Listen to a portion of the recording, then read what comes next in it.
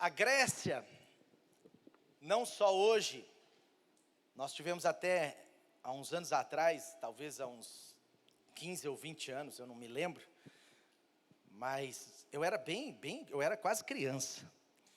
Mas nós tivemos há quase 20 anos, ou mais ou menos 20 anos atrás, as Olimpíadas de Atenas, né? As Olimpíadas de Atenas. Quem assistiu às Olimpíadas de Atenas aí? Isso, confessa a sua idade. Confessou. Mas nós tivemos as Olimpíadas de Atenas na Grécia. A Grécia, ela é o berço dos esportes, da competição esportiva. E você vê que o apóstolo Paulo, ele menciona nas suas cartas, ele compara, ele menciona muita coisa pautada na cultura grega, que era uma cultura de esportes, de competição, e isso não tinha nada de errado. Mas você vê em algumas cartas do apóstolo Paulo que ele faz comparação da vida cristã na vida também dos esportes. Ele fala, olha, você tem uma corrida também, assim como um esportista tem que vencer, você tem que vencer, a sua coroa está à sua espera. E o apóstolo Paulo, ele vai envolvendo as suas cartas para que isso ficasse mais fácil de entendimento para aquele povo. Mas sabe, numa das pistas de corrida na Grécia Antiga, isso muito antigamente, na Grécia Antiga, naquela pista de corrida, a corrida é um dos esportes mais antigos, não é? E na Grécia Antiga, na largada, onde tinha a largada dos corredores, e na época, infelizmente, era mais homens que corriam, as mulheres eram privadas de participar de esportes, uma pena. Hoje, graças a Deus, nos países, principalmente cristãos, as mulheres, elas podem participar de todos os esportes. Você vê mulherada hoje jogando futebol, e tem mulher que joga futebol melhor que homem, viu gente? Muita mulher joga futebol melhor que homem. Elas, uma vez eu fui convidado para jogar com umas mulheres no acampamento, aí eu falei, vamos jogar, vai jogar mais alguns homens? Então vamos. Quando eu cheguei, vi as mulheres jogando, eu falei que eu estava com sede, arrumei alguma coisa para fazer, e aí eu saí. Mas, graças a Deus, porque as mulheres podem participar normalmente dos esportes hoje, amém? Mas naquela época era mais os homens, eram os homens. E aí bem antigamente, lá na Grécia, e aí escuta essa história, na largada da corrida, na onde os homens começavam a corrida, tinha uma placa, tinha uma coluna assim, com uma placa gigante falando assim, prepara-te homem, prepara-te, apresenta-te. A ideia era essa, apresenta-te, prepara. Mas era incrível, porque a corrida então, ela tinha lá os seus quilômetros, e na onde chegava, na chegada, na onde dá a bandeirada ali da chegada da corrida, tinha naquela, vamos dizer assim, naquela parte do final da corrida, tinha assim, pare, você concluiu. Era mais ou menos assim, para-te homem, você concluiu, Então, você tinha uma bandeira na largada, prepara-te homem, apresenta-te homem, porque era onde começava. E aí na hora que terminava a corrida, tinha uma placa assim, agora você pode parar, não é? Mas essa placa era engraçado, porque ela ficava só num lugarzinho onde começava, prepara-te, apresenta-te, e ela ficava só num lugarzinho onde terminava, tipo, pare, agora você concluiu. Mas o mais interessante é que durante toda a pista, durante toda aquela pista, tinha uma plaquinha no início e outra no final, mas durante toda aquela pista tinha uma placa, é claro, escrito em grego, mas a placa falava assim para os corredores: apressa-te, apressa-te. Uma plaquinha só, para começar, uma para terminar, mas uma quantidade de placas falavam, apressa-te, apressa-te, e o corredor estava ali, e para que ele não fosse ultrapassado, para que ele não acomodasse, porque o maior desafio é quando ele não olha para trás, não vê que o outro corredor estava vindo, e aí de repente passava um corredor do lado dele, os Bolts, daquela época. Mas sabe de uma coisa? As placas diziam para ele nunca esquecer que ele ainda estava na corrida. As placas escreviam assim, apressa-te, apressa-te. Sabe, o que isso tem a ver conosco? Nós, cristãos, nós somos aqueles que iniciamos a corrida da fé um dia. Se você conheceu a Jesus há 1 ano atrás, há 10 anos atrás, ou há 1 dia atrás, você já iniciou na corrida da fé, amém? E a corrida da fé, apesar dela ter um momento de largada e um momento de terminar, quando nós vamos encontrar com o Senhor Jesus, não é? Quando nós vamos ter os últimos dias da nossa vida aqui, enfim, mas a corrida da fé, ela é de placas e mais placas que indicam para a gente: apressa-te, vamos, porque muitas vezes nessa corrida, nós encontramos cansaço, nós encontramos desânimo, nós encontramos pessoas que às vezes de alguma forma vão nos ofender, nós encontramos nessa corrida da fé lutas, batalhas, nós encontramos momentos onde que nós temos que apertar os passos, momentos onde nós temos que cuidar de nós de alguma forma, para que a gente conclua essa carreira que nos é proposta, amém? E eu quero dizer isso como introdução do que eu quero falar para você hoje, sabe? Não deixe para trás essa caminhada maravilhosa com o Senhor Jesus Cristo. A placa que tem para mim e para você hoje não é pare. A placa que tem para mim e para você hoje não é está tudo concluído. A placa que tem para mim e para você hoje na corrida da fé é: apressa-te, continue correndo, continue nessa corrida maravilhosa, amém? E na corrida da fé, existem alguns imperativos. Na vida cristã existem alguns imperativos. Você sabe que hoje a técnica moderna, a técnica ensinada aos professores das escolas, a técnica ensinada aos jornalistas, a técnica ensinada até aos políticos, a técnica moderna é que nós não podemos usar linguagem imperativa. Mas a Bíblia, ela tem alguns imperativos. O que é uma linguagem imperativa? Só para recapitular o seu português: é uma linguagem de mandato. É uma linguagem de que não podemos negociar aquilo. É quando nós estamos dormindo na adolescência, ou quando éramos crianças, e papai e mamãe chegam e falam: levanta, levante, ou seja, não tem opção, você tem que levantar da cama. Não é assim: ei, você quer acordar? Não, é levante. E existem alguns imperativos na vida cristã. Existem coisas na vida cristã que é uma relação entre o ótimo e o bom. Por exemplo, se você jejuar, é algo que você pode fazer e que é ótimo para a sua vida. Nós somos totalmente favoráveis ao jejum, porque o jejum é um princípio bíblico. Mas o jejum é uma questão do ótimo e do bom. Se um cristão não jejuar, ele não está comprometendo, de alguma forma, a sua vida cristã básica. Ele pode estar comprometendo coisas maiores. Ele pode estar comprometendo oportunidades maiores de intimidade com Deus, de conhecer a Deus. Mas ele não está comprometendo o arroz e feijão da vida cristã. Porém, na vida cristã, existem algumas coisas que são imperativas, que são imperativos de Deus para a nossa vida. Por exemplo, a oração. A oração já é um imperativo cristão. Todo cristão precisa ter a cultura da oração. Todo cristão, ele precisa entender que a oração, ela já não é uma opção. A oração, ela tem que fazer parte da vida cristã. Ela é um imperativo de Deus para a vida cristã. Amém? Quantos estão entendendo?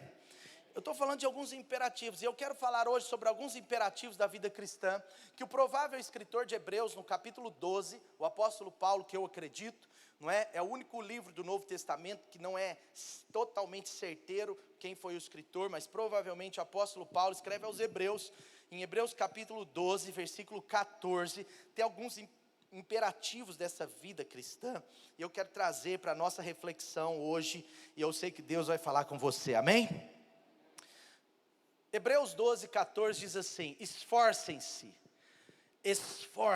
ou seja, aplique força, para viver em paz com todos, exceto com alguns chatos, exceto com aquele vizinho que liga o som alto à noite, exceto com aquele vizinho que parou o carro atrás do meu na garagem e eu atrasei 20 minutos para um compromisso, exceto com aquele chato do meu parente, exceto paz com a minha sogra.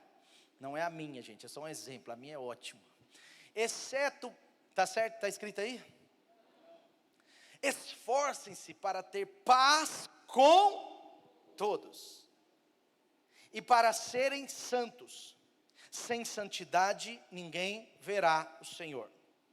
Cuidem para que ninguém se exclua da graça de Deus, e que nenhuma raiz de amargura brote e cause perturbação, contaminando muitos. Não haja nenhum imoral ou profano, como Esaú, que por uma única refeição vendeu os seus direitos de herança, como filho mais velho. Como vocês sabem, posteriormente, quando ele quis herdar a bênção, ele foi rejeitado. E ele não teve como alterar aquela decisão que já havia tomado. Embora buscasse a bênção com insistência, com lágrimas, com perseverança. Louvado seja Deus pela palavra do Senhor. Eu quero falar hoje sobre alguns imperativos da vida cristã. O primeiro imperativo que está nesse texto, e que não é uma opção para nós, e que a gente vai ter que cuidar muito nesses dias, diz respeito à nossa vida de paz com todos, seguir a paz com todos. Sabe, esse imperativo deve estar gravado no seu coração, no meu coração. E sabe de uma coisa, eu quero te dar uma boa notícia, talvez não tão boa, não é tão fácil ter paz com todos. É fácil termos paz com as pessoas que estão, muito unidas a nós. É fácil às vezes ter paz com uma pessoa que a gente já está acostumado a lidar. É fácil a gente ter paz com pessoas de paz. Sim ou não? Mas não é fácil ter paz com todos. Mas sabe, a boa notícia é que a palavra de Deus diz que nós temos o Deus da paz em nós. Ele é o Deus da paz. Quando eu e você somos transformados por Jesus, quando eu e você cremos em Jesus, a gente está trocando uma cultura, entenda bem, a gente está trocando uma cultura anti-paz por uma cultura de paz. Eu quero falar nesse primeiro ponto sobre isso. Sempre viver em paz com todos. Esse todos pode ser o nosso próximo. Esse todos não é só aquelas pessoas, não são só aquelas pessoas que fazem parte da família da fé. Esse todos não pode ser resumido só naqueles que são da nossa célula. Esse todos não pode ser resumido só com a sua esposa, seu marido, seus filhos. Deixa eu te explicar uma coisa. A paz, ela é um bem social. E o cristão, ele precisa ser esse modelo que se esforça para ter paz, que se esforça para conservar a paz. Você já viu como que é legal você estar no meio de pessoas pacificadoras? E aí eu não estou falando de pessoas que fazem politicagem, eu não estou falando de pessoas que não se posicionam, porque tem gente que tem impressão de pacificador, mas na verdade ele não se posiciona em nada. Quem não se posiciona em nada, já se posicionou contra todos. Quando você não se posiciona do lado A ou B, não significa que isso é ser pacificador. Também quando você se posiciona do lado de A e do lado para A e do lado de B para B, eu não entendo isso, porque parece ser dupla personalidade. Ter paz com as pessoas não significa concordar com os dois lados, não significa não concordar com nenhum lado. A paz, ela tem a ver com uma atitude. Por exemplo, outro dia eu precisei dar uma bronca, muito em paz, num vizinho. Vou te dar um exemplo. O vizinho fez uma coisa absurda, errada.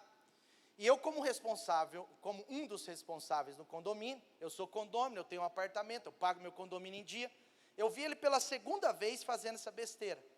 Então eu cheguei para ele, sem gritar, sem humilhar, sem menosprezar quem ele é. Mas eu falei, cara, o que você fez é muito perigoso. Pode causar mais problemas do que já tem, isso. Você não acha que isso tem que tomar mais cuidado com essa atitude?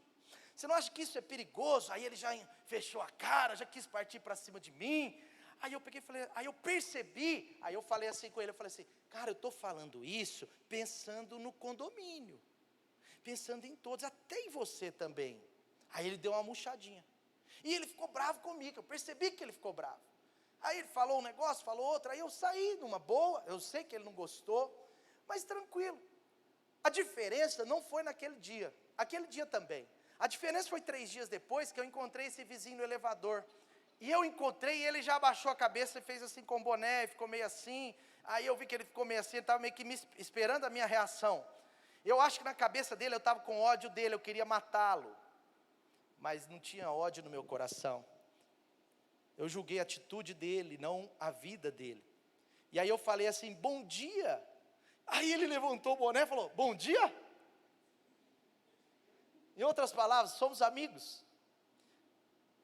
Então você vê, eu admiro o presidente Donald Trump, porque, por tantas coisas, mas tantos princípios cristãos que aquele homem apresentou, mas olha só como as coisas são. A gente acha que ter paz é ser passivo. Pessoas pacíficas é uma coisa, tem gente que é pacífico e passivo, mas tem gente que é passivo e não é pacífico. A passividade é uma coisa, a pacificação é outra coisa.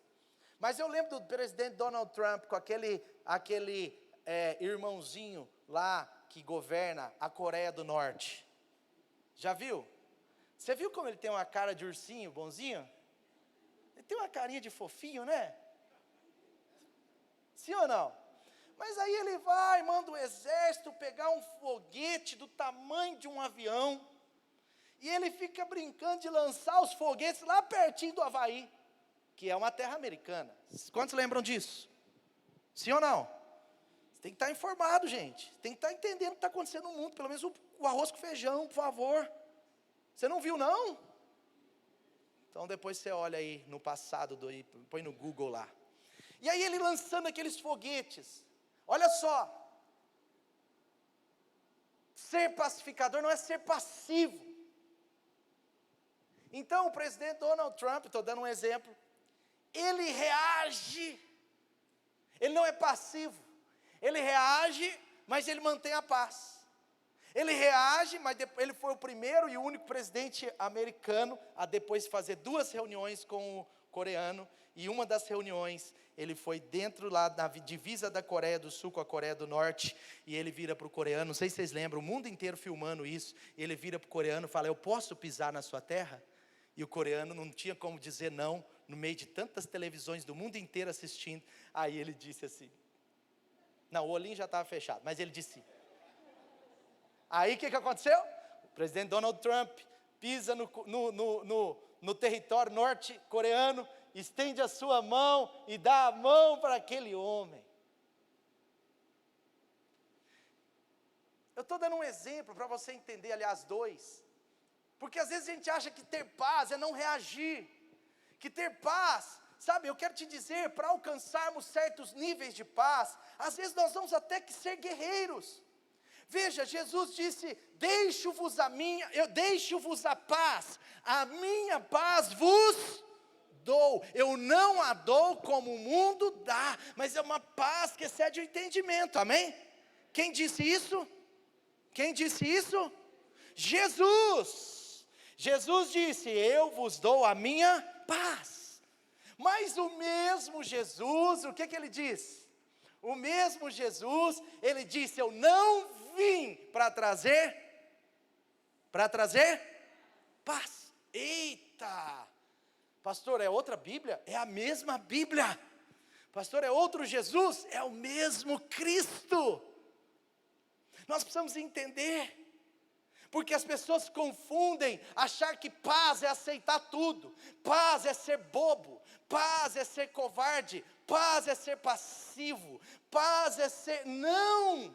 Às vezes a paz exige de nós reação, às vezes a paz exige de nós, em algum momento, pisar no terreno daquele que tira a nossa paz e cumprimentá-lo com amor. Às vezes a paz exige de nós, depois de uma bronca, olharmos nos olhos das pessoas e tratá-las como Jesus as trataria, amém? Sim ou não? Então nós temos que tomar cuidado para não confundir. Romanos 12, versículo 17. Romanos 12, versículo 17 diz assim: não retribuam a ninguém mal por mal, procurem fazer o que é correto aos olhos de todos, façam todo o possível para viver em paz com todos. Nunca procurem vingar-se, mas deixem com Deus a ira. Se o inimigo tiver fome, dele de comer, se tiver sede, dele de beber, fazendo isso você amontoará brasas vivas sobre a cabeça dele. Não se deixem vencer o mal, mas vençam o mal com o bem. Por isso que no reino de Deus, para termos paz com todos, às vezes o ganhar é perder. No reino de Deus, presta atenção nisso, no reino de Deus, mais forte não é o que sabe ganhar, às vezes mais forte é o que sabe perder. Jesus, ele foi o mais forte, mas ele aceitou, por alguns minutos, perder a sua vida naquela cruz, por amor de mim, por amor a você. No reino de Deus, nem sempre o mais forte é o que só sabe ganhar. No reino de Deus, o mais forte também sabe perder. Para ter paz com as pessoas, às vezes nós vamos perder alguma coisa. Para ter paz nas pessoas, às vezes nós temos que perder o nosso orgulho, o nosso excesso de masculinidade para os homens. Para ter paz com as pessoas, às vezes nós vamos ter que ter paciência com alguns que tiram a nossa paz por um tempo.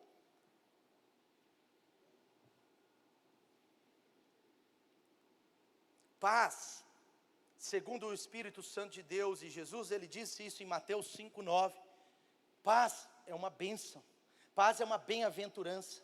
Jesus, ele disse, bem-aventurado serão os filhos de Deus, porque eles serão pacificadores. Quando nós somos pacificadores, o mundo olha para nós, e eles veem pessoas como Deus, como Cristo. Amém? Então eu quero concluir esse ponto, dizendo que a paz também é o fruto do Espírito, é parte do fruto do Espírito. Gálatas 5, 21 ou 22, Gálatas 5, acho que 21 ou 22, eu não lembro agora, mas Gálatas 5, diz assim, que o fruto do Espírito é amor, alegria e paz. Portanto, que Deus nos fortaleça para que eu e você sejamos pessoas de paz com os nossos vizinhos. Isso não significa você ser covarde, não defender sua família, não ser agente de justiça. Por favor, não confunda isso. Porque eu sou uma pessoa de paz, então não vou protestar. Se o protesto é legítimo, ele não tem agressividade, ele não tem vandalismo, talvez você precise protestar. Eu não vou fazer nada com esse vizinho, não, deixa ele quebrar tudo aqui, porque eu sou uma pessoa de paz, não ser uma pessoa passiva. Isso não é ser pessoa de paz. Pessoas de paz, elas defendem os seus justamente para que eles não percam a paz para sempre. Por isso existe a guerra pela paz. Isso é difícil, mas nós precisamos cuidar para entender. Porque nos dias de hoje o inimigo vai distorcer isso.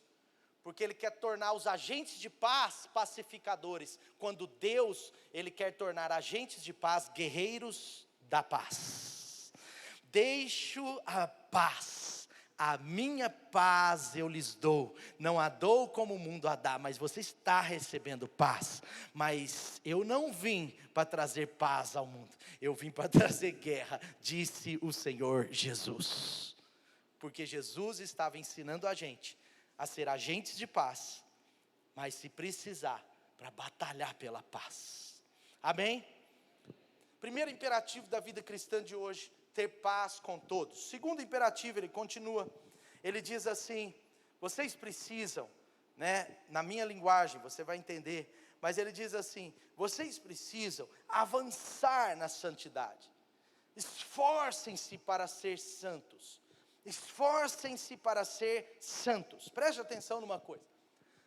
Existe uma confusão, assim, às vezes, na cabeça de quem, às vezes, não estudou muito as Escrituras ainda, sobre a santificação. Porque alguma teologia muito liberal, algumas teologias muito liberais, elas pregam que, quando eu conheço a Jesus, eu já sou santo. Então, nada que eu fizer vai me sujar. Nada que eu fizer muda esse santo que Jesus escreveu que eu sou. E a teologia liberal, ela fala isso, no fundo, para justificar uma falta de identidade com a pessoa de Jesus. No fundo, é para justificar comportamentos contrários à santificação. No fundo. Mas existe uma teologia extremamente conservadora, que fala assim, olha, se eu não tiver santidade total, se eu não for igualzinho em Jesus, se eu não for perfeitinho, se eu errar qualquer desvio aqui, eu perco a minha salvação. Qualquer desvio aqui, eu deixo de ser aquele santo que Deus me projetou para ser, então eu deixo de ser de Jesus.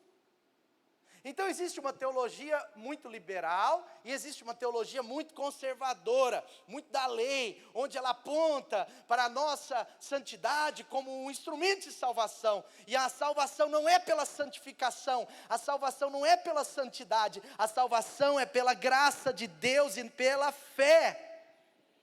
Portanto, existe um equilíbrio. E nesse equilíbrio, o apóstolo Paulo está dizendo, esforcem-se para ser santo. Então ele está dizendo que tem níveis. Ele está dizendo, olha, é possível você aperfeiçoar a santidade. É possível você crescer em santidade. Ele está dizendo, é possível você avançar nesse assunto. Ele estava falando de uma santidade progressiva. Portanto, a santificação, biblicamente, ela tem 3 viés. Existe a santificação posicional. Preste atenção que isso é importante para você e para mim. Só um minutinho. Existe a santificação posicional.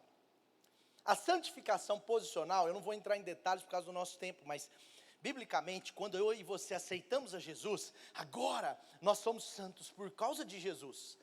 Deus, Ele olha para nós olhando para a imagem de Jesus. Eu não sei se já contei para vocês, uma vez que eu fui expulsar um demônio, né? Eu já expulsei alguns demônios, algumas legiões, mas até ultimamente eles estão escondidinhos. Eu acho que eles, sei lá. Mas eu fui expulsar demônio numa dessas empreitadas. E eu estava expulsando o demônio. E eu expulsava o demônio, e o demônio manifestando, e eu queria agredir a gente. Aí você já sabe, né? Mão para trás em nome de Jesus e tal. Aí ele vai obedecendo. Ele tem que obedecer. O nome de Jesus é poderoso, ele não reage. Mas às vezes ele não sai rápido. E aquele demônio reagindo. Aí uma hora ele começou a virar o rosto. Eu falava, olha para mim. Aí ele, não consigo. Eu falei, olha agora. Não, tô brincando. O cara imita o demônio. Aí eu falei, olha para mim agora em nome de Jesus. Aí ele veio, olhou assim, muita dificuldade. Não vou imitar ele aqui porque vai ficar estranho. Mas ele olhou com muita dificuldade. E ele falou assim, eu não consigo. Eu falei, por quê? Ele falou assim, porque eu estou vendo esse homem de branco com as mãos furadas. Entende? Porque no mundo espiritual, Jesus sempre está na sua frente. Jesus, quando Deus olhar para você, Ele vai olhar para aquilo que o Filho dele fez. Porque a obra não é nossa, a obra foi dele, a obra da cruz Ele já fez. Então nós somos santos posicionalmente. Se você é convertido em Jesus, você e eu, nós somos convertidos em Jesus, nós já cremos em Jesus, nós recebemos essa santidade posicional através de Jesus, amém? E ninguém pode tirá-la de nós. Porém, existe uma outra santidade, existe a santificação eterna, que é essa daqui também, ela também existe. O problema é eu achar que só uma existe. A santidade eterna, existe a posicional, mas existe a eterna. A eterna é o seguinte, que quando nós estivermos com Jesus, nós vamos ser perfeitos como Ele é. Por isso que no céu, na eternidade, não existe tristeza. A Bíblia diz que até a tristeza salta de alegria diante de Deus. Entende? Então lá na eternidade, eu e você vamos ser 100% santos. Nós vamos ser igualzinho a Jesus. Hoje a gente erra, a gente vacila, mas lá na eternidade a gente não vai ter erro. A gente vai ser igualzinho a Ele, amém? Mas existe uma santidade. Apressa-te, lembra da corrida? Apressa-te. Lembra da corrida? Apresenta-te. Conclua, mas existe o apressa-te. Existe uma santidade bíblica, que é a santidade progressiva, a comportamental. Essa santificação progressiva, ela aponta, biblicamente isso é bem claro, ela aponta que a santificação, ela é um projeto, ela é um processo de Deus na nossa vida. Portanto, qual é a análise que eu e você temos que fazer todos os dias? Eu sou mais santo hoje do que eu era ontem? Sim, amém, continue. Não, ixi, então eu tenho que cuidar. Quantos estão entendendo? Estou sendo claro? Eu estou sendo mais santo hoje do que eu era ontem. Então essa santidade é a que Paulo está falando. Ele não está falando da santidade posicional, Ele não está falando da santidade quando nós alcançarmos a eternidade, lá com Deus, né, na eternidade, lá com Jesus mesmo. Ele está falando de uma santidade de aperfeiçoamento.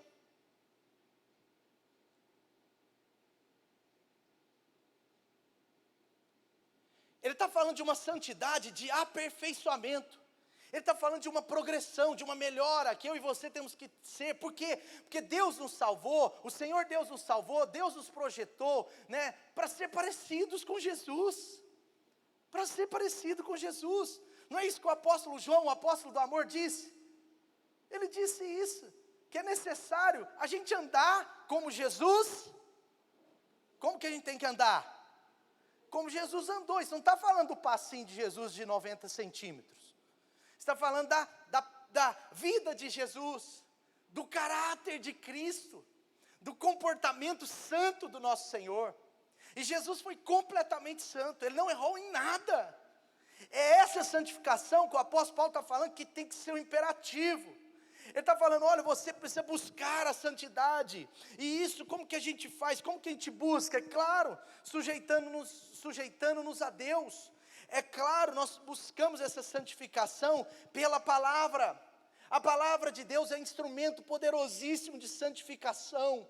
Eu conversei esses dias com uma mulher muito sábia, e os 3 filhos dela, é uma senhora de uns 65 anos, e os 3 filhos dela prosperaram muito, prosperaram no evangelho, enriqueceram financeiramente. E os filhos dela prosperaram muito, é uma senhora simples, e eu estava conversando com ela, até o jeito dela falar é assim, sabe aquele jeito tipo, você vê Jesus, no jeito que ela, até o jeito que ela fala, eu fiquei assim, observando ela, e eu comecei a conversar, e ela começou a dar os testemunhos da vida dela, e ela começou a contar da história dela, de transformação, como que Jesus mudou o destino da vida dela, do marido dela, como que Jesus construiu a história dela. Depois ela foi contando como Jesus fez isso através dela e do marido com os filhos, e como que os filhos foram lançados, e na verdade sou amigo dos filhos. E aí, eu estava conversando com essa senhora, e ela falou assim, filho, para mim, deixa eu te explicar uma coisa, porque eu falei, a que a senhora acha que se deve mais esse sucesso da sua história?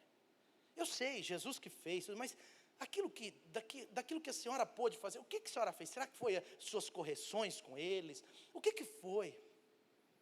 Ela falou, filho, todo processo de sucesso na vida de um homem, ele vem pela obediência à palavra de Deus. E desde os meus 37 anos de idade, ela falou desse jeito, quando um dia eu tive e quando Deus um dia fez isso na minha vida, ela falou assim, desde os meus 37 anos de idade, eu leio todo ano, 2 vezes o Novo Testamento, 1 vez o Velho Testamento. Então ela lê a Bíblia inteira 1 vez por ano, mais o Novo Testamento mais 1 vez. E ela falou assim, e de 10 anos para cá, todo mês eu leio Provérbios, porque um capítulo de Provérbios por dia. E eu não sabia disso. E várias vezes na conversa com ela eu falava, Dani, que mulher sábia, que mulher cheia de sabedoria, Dani, que mulher santa. Ela ia contando os testemunhos para mim, e eu não sabia disso. Só que no final da nossa conversa ela contou o segredo, o grande segredo de uma vida de sucesso, de uma vida de santificação, quando ele diz, esforcem-se para ser santos. Um dos grandes segredos da santificação é a cultura de meditação e leitura bíblica. Tudo o que precisamos é parecer com Jesus, e tudo que Jesus está na sua palavra. Amém? Em 1 Pedro, versículo 1, desculpa, em 1 João, capítulo 2, versículo 6, que diz, aquele que permanece nele deve também andar como ele andou.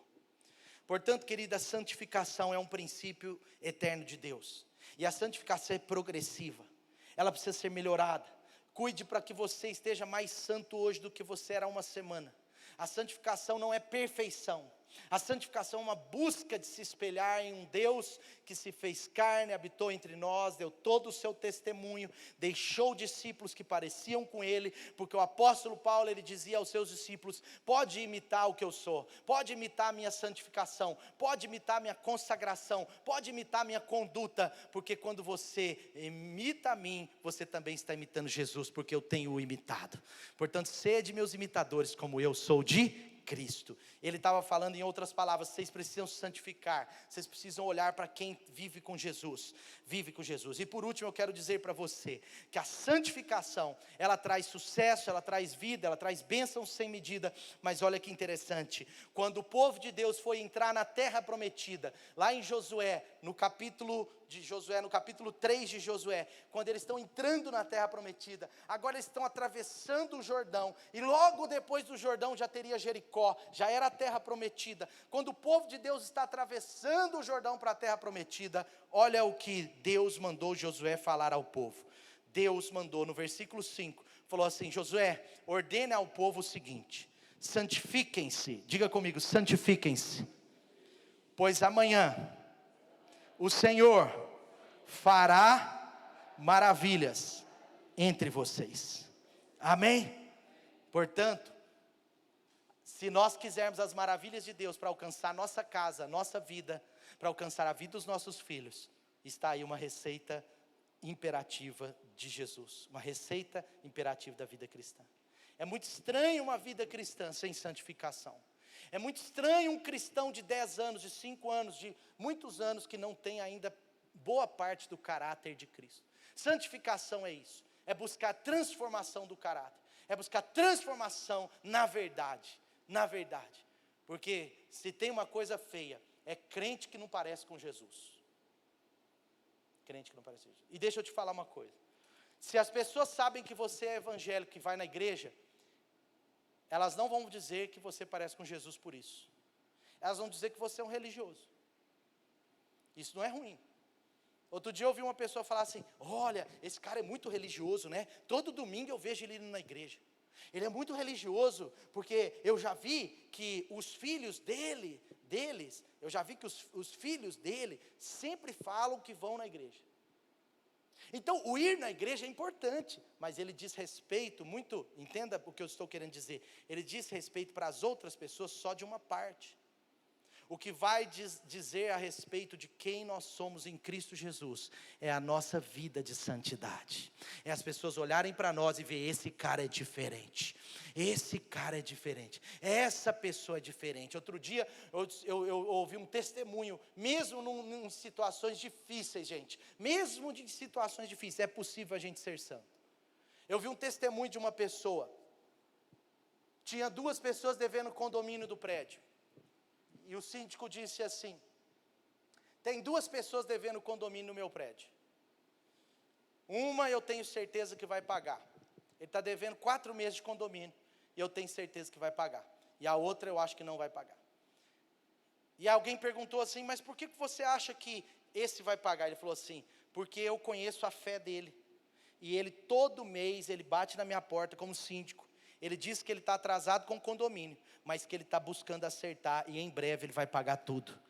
Um cara que tem coragem de ser humilde para chegar na minha porta como síndico e não se esconder de mim e dizer que ele está devendo, nega e vai pagar assim que puder, não é quando puder, é assim que puder, não é? Mas esse cara, eu posso acreditar que ele vai pagar esse condomínio. Mas o outro, ele se esconde de mim, e eu não conheço a sua fé. Até nos momentos de dificuldade, nós podemos ser santos. Terceiro imperativo da vida cristã, ao longo do texto. Terceiro imperativo da vida cristã ao longo do texto. Só dizer uma coisa antes de passar para o terceiro. Eu anotei aqui, achei interessante. Santificação não é religiosidade, viu, gente? Aquele jovem rico, ele não era santo, ele era religioso. Cuidado para você não confundir, porque tem pessoas que ainda estão batalhando por um processo de santificação, mas o seu coração aponta para um processo.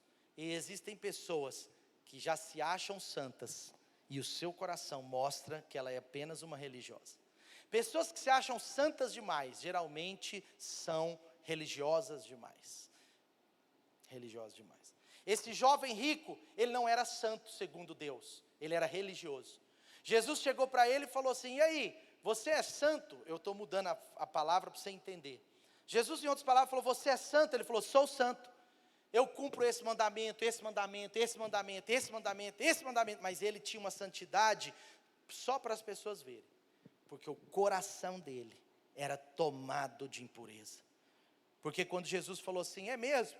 Então pega os seus bens, divida com os pobres e vem e me segue.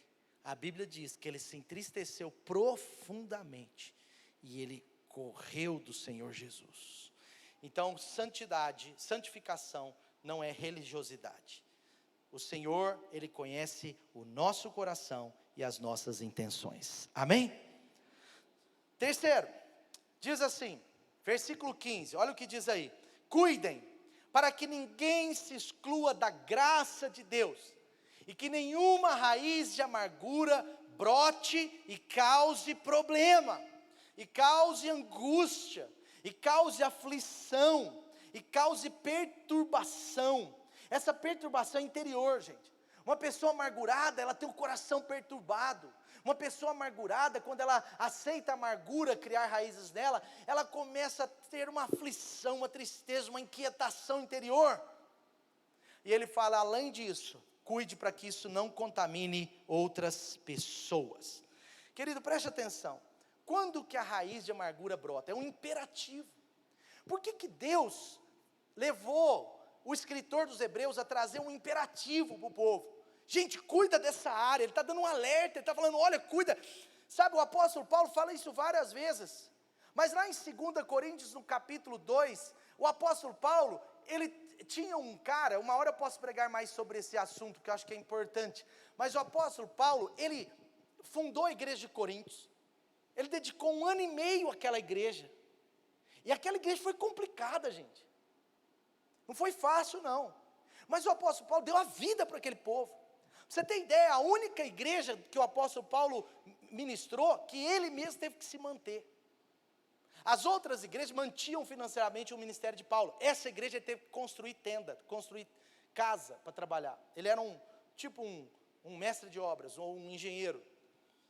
Então essa igreja foi o sacrifício total de Paulo. A história mostra que ele dormia 4 horas por dia durante seu 1 ano e meio, sem folga. Paulo dá vida para esse povo. Mas o que aconteceu? Quando Paulo vai embora, ele escreve uma carta aos Coríntios, que é a primeira carta. E na carta, ele advertiu aquele povo, gente. Porque Paulo, quando fundou a igreja, ele fundou a igreja para cima, ele ministrou sobre a graça, e tudo está certo. Mas quando ele vai embora, ele começou a saber: tem imoralidade sexual acontecendo. No dia da ceia, os caras estão bebendo até, estão ficando bêbados na ceia. Olha que incrível. Chega na ceia, os caras estão bêbados. Aí o apóstolo Paulo começa a pirar, ele começa a falar: está errado, está errado. E aí ele manda uma carta, que é 1 Coríntios, de exortação. Se você ler 1 Coríntios, tem muita exortação. E aí o apóstolo Paulo está mandando uma carta de exortação, que com gente que estava quebrando a unidade da igreja, com gente que estava cometendo imoralidade, incesto, tinha uma pancada de problema na igreja. Aí o que aconteceu? Olha só para você ver. Por isso que assim, nós temos que tomar muito cuidado com a teologia da graça barata. Eles queriam só essa graça, mas eles não queriam comprometimento com a vida cristã. E eles começaram a falar assim: não, gente, calma, o apóstolo Paulo agora está pegando pesado com a gente. Quando ele estava aqui, ele era mansinho. Agora que ele escreveu para a gente, ele vem com essa grosseria. Olha que grosseria. E eles começaram, pensamento grego, vê se não existe hoje. E eles começaram a falar assim: quem é o apóstolo Paulo? Por isso que ele fala: olha, vocês têm muitos pais aí, pedagogos, mas pai mesmo sou eu. E aí o apóstolo Paulo entra numa discussão com eles. Entenda bem o contexto, só para você entender. Aí eles começaram a levantar apóstolos que não pregavam contra nada. Eles começaram a levantar apóstolos, tipo assim, que só pregavam essa parte da graça, mas não pregavam o comprometimento cristão, os imperativos da vida cristã. Não pregavam compromisso, eles só pregavam a graça para a salvação, só essa graça simples e incompleta. E aí eles pregavam isso, e aí os caras começaram a falar assim: eu não sou de Paulo, eu sou desse cara aqui, porque está mais fácil seguir ele do que seguir Paulo, entende? Eles começaram a jogar contra Paulo, e Paulo fica indignado, e a Bíblia diz, em 2 Coríntios, que ele está aflito, que está chorando. Ele fala: eu estou derramando lágrimas por vocês, e não era lágrima de tristeza, no aspecto só de tristeza, de arrependimento, era lágrima de aflição. O apóstolo Paulo, ele está assim, amargurado, gente. Uma hora eu posso pregar sobre isso, mas ele está um pouco angustiado, porque aquele povo tinha ofendido a vida dele, ingratidão. O cara deu a vida por eles, agora eles estão falando: não, o que você falou aqui só valeu até aqui. Tanto que ele nem vai, ele manda Tito. Ele fala: já que vocês estão tristes comigo, eu não vou até aí não, eu vou mandar Tito, porque sei lá o que vocês vão fazer comigo. Mas enfim, essa é outra história, mas eu quero te mostrar só o que o apóstolo Paulo diz. Aí eles começaram, um grupo que estava com Paulo, começou a querer acabar com aquele que estava com outro grupo.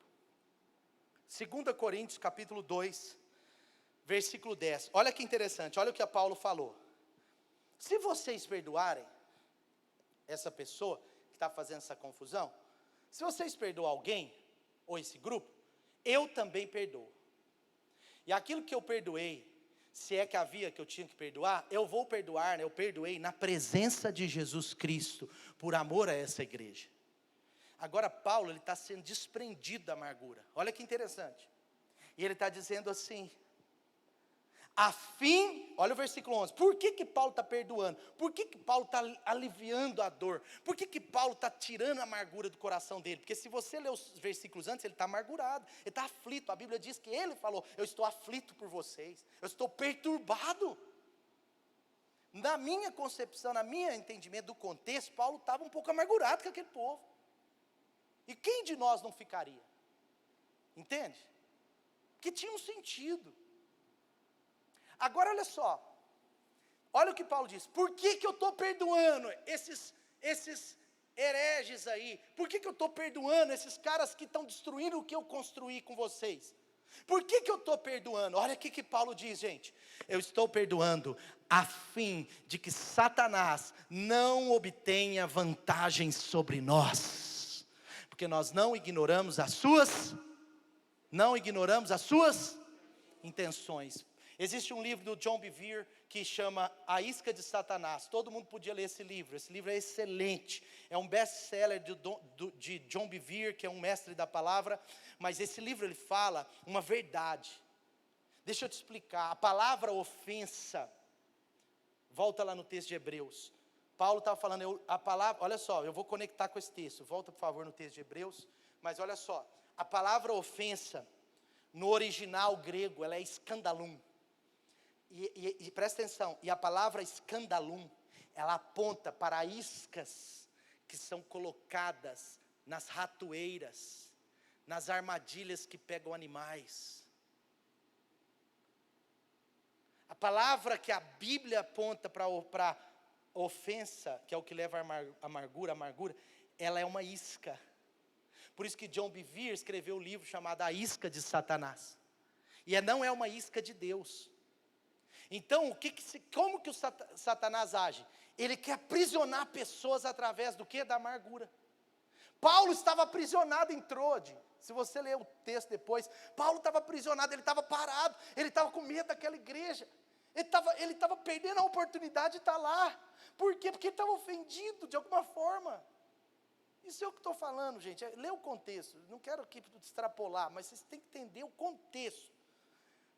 Sabe, aqui o autor de Hebreus está dizendo: não deixe as pessoas se excluir da graça, porque quando as pessoas, elas são contaminadas por ofensas, elas trazem a ofensa para o seu coração, e isso se torna uma amargura, isso vai criar raiz, e se criar raiz, isso não sai mais, ou sai muito, ou fica lá.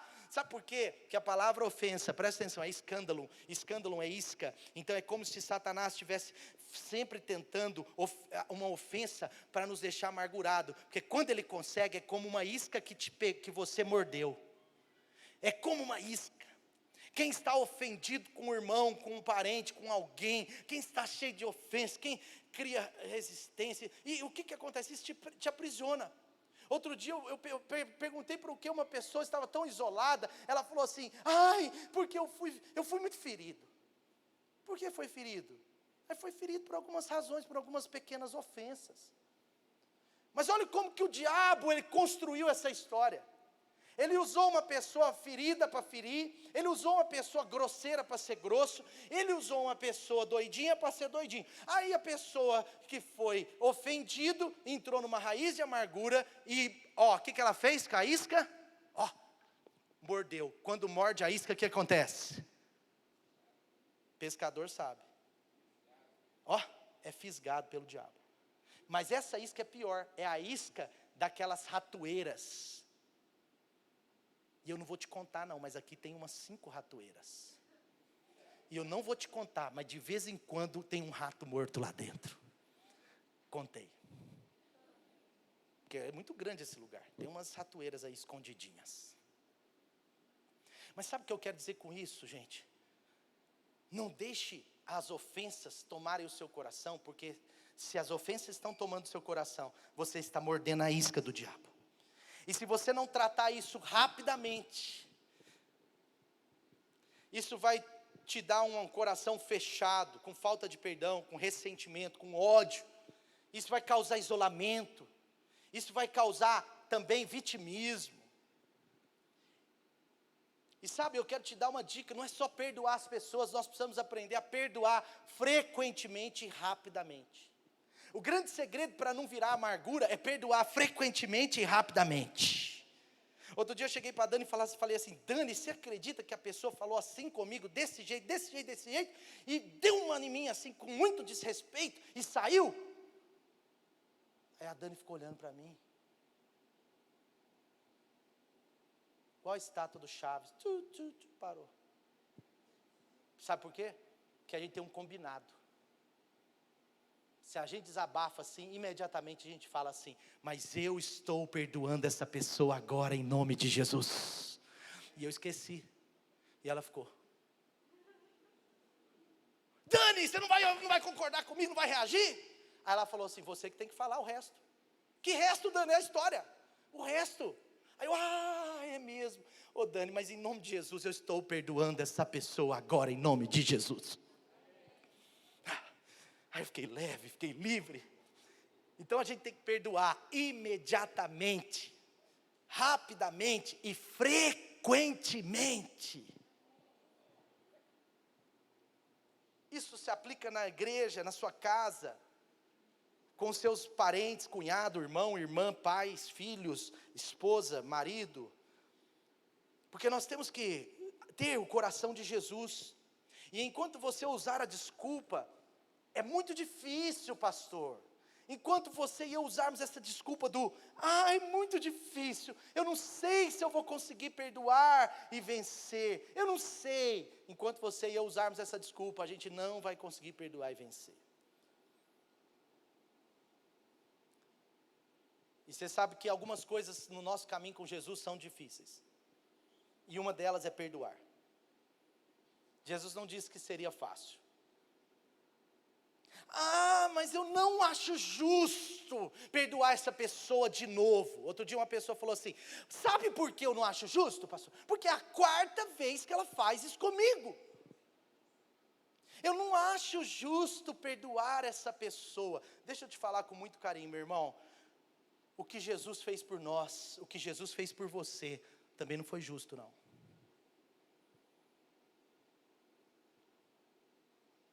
Ele era inocente, perfeito. O que Jesus fez por mim foi por você. Entende o que eu estou querendo dizer? Não foi justo.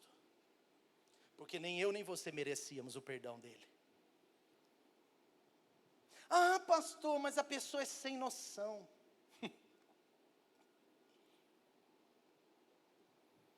Mas sabe o que acontece?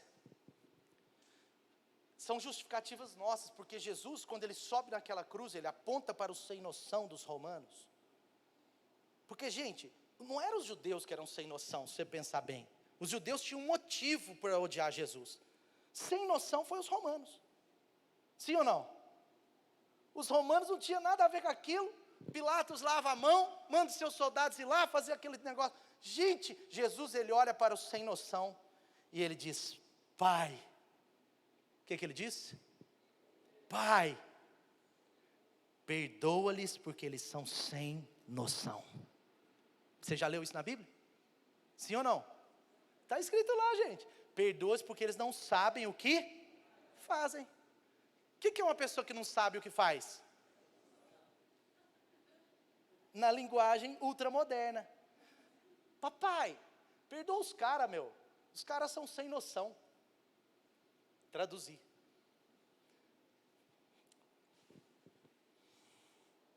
Portanto, querido, perdoe as pessoas, e não deixe para amanhã, perdoe hoje, declare o perdão, porque as ofensas são iscas de Satanás, para amarrar você, para me amarrar num contexto de amargura, e olha o que o apóstolo Paulo diz, fala, vamos perdoar, porque o Satanás, ele tem uma intenção quando ele faz você não perdoar, ele tem uma intenção quando você começa a ficar ofendido, ele tem uma intenção. Outro dia alguém falou assim, a pessoa não está bem, porque ela não veio no culto. Eu falei, mas não vim no culto, talvez ela está bem. Ela não veio no culto porque ela estava trabalhando? Não, pastor, não. Ela não veio no culto porque ela estava viajando de férias? Não, pastor, não é isso também não. Ela não veio no culto porque ela está doente? Não, pastor, não é isso não. Eu falei, então complicou mesmo. Não é trabalho? Não. Está viajando por férias? Não. Está doente? Não. Eu falei, então complicou mesmo. Por que ela não veio no culto? Ela não veio no culto porque ela está chateada com a outra pessoa. E a culpa é de Deus. E a culpa é minha também. E a culpa é sua também. Entendeu? Sim ou não?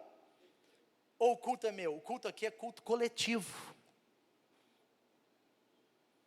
Então nós temos que cuidar, porque olha só como que o diabo está pegando a pessoa. Ele ofende, ele vai sem querer ofende. Sabe por que nós temos que perdoar? Porque a gente não sabe a cultura da outra pessoa. A gente não sabe o que aquela pessoa passou. A gente não sabe o nível de abuso que ela sofreu, às vezes sexual, às vezes emocional, às vezes de super autoridade. Outro dia uma pessoa falou com outra assim, não fala assim comigo. E a outra ficou ofendida, mas eu descobri, ela foi criada num internato. 20 anos sendo maltratada, até chicotada levou. Então quando alguém levanta um pouco a voz, ela, lá no subconsciente, ela lembra lá do internato que ela tomava palmatória. Nós temos que entender também as pessoas. Calma, perdoe as pessoas, perdoe. Sabe por que também eu e você temos que perdoar? Porque nós também erramos com as pessoas, nós também ofendemos as pessoas, sem querer na maioria das vezes, mas eu e você às vezes ofendemos alguém. E sabe por que também eu e você tem que perdoar? Porque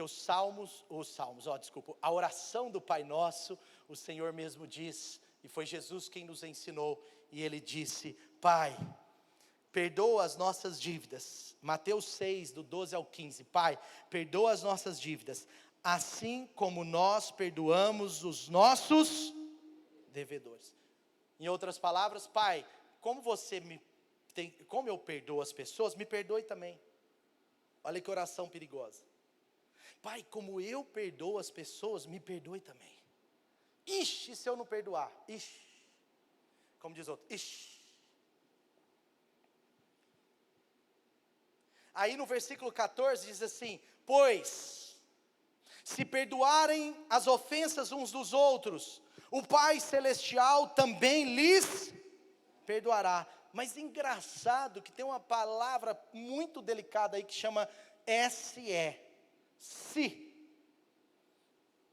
Não é iPhone não, é condicional. Olha o que diz aí, pois se perdoarem as ofensas uns dos outros, o Pai Celestial também lhes perdoará. Mas se não perdoarem uns aos outros, o Pai Celestial não lhes perdoará. As pessoas ultra ofendidas, chateadas com 2, com 5, com 10, elas sempre estão aprisionadas pelo diabo, porque morderam a isca, elas estão lá com a isca na boca, dentro de uma ratoeira, presas, às vezes se isolam, às vezes não querem exercer mais o seu chamado, o seu potencial, e elas estão lá com a isca, e o Satanás está lá, uau, olha que legal, E elas estão lá na isca, e elas estão lá, e aí quando elas erram, elas também não se sentem perdoadas por Deus. Porque elas não se sentem perdoadas por Deus? Porque a Bíblia diz que quando nós perdoamos os outros, o Pai Celestial está nos perdoando. Amém? Vamos ficar de pé.